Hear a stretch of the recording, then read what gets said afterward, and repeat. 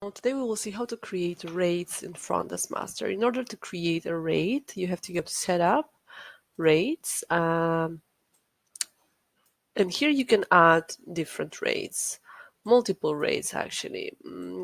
By default, you have in the system a standard rate and a non-refundable rate. I don't have it anymore, so we will create a non-refundable rate here. Okay, so you have to click on Add Rate. You have to put the name you want. We will put the non-refundable rate. Okay. In case you would like this rate to be the default one, the default rate will be the one you which appears here on bed view, right, in this line. Okay, so this rate won't be my default rate. And here you have different options. If you would like to make this rate active on the booking engine, you have to click here. We will have another video about the booking engine settings, so I won't explain it right now.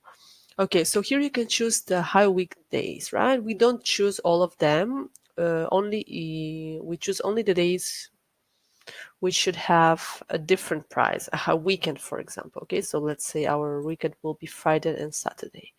Okay, so in this case, we will create a normal rate and not derived rate. Okay, so let's see. So now we can see that this rate appears here, right?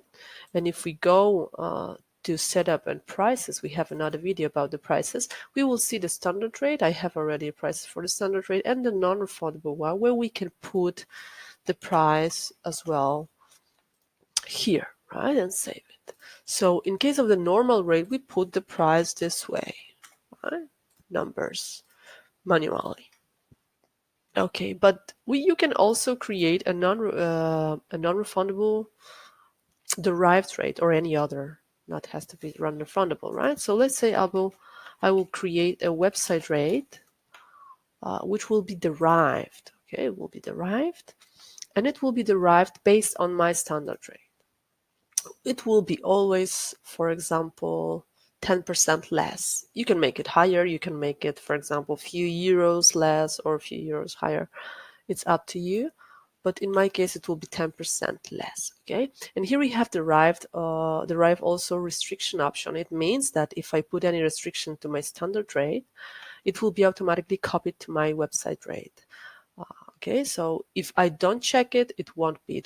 All the restrictions will be managed separately. Okay, but I will copy the restrictions in my case. Okay, so here we can see this rate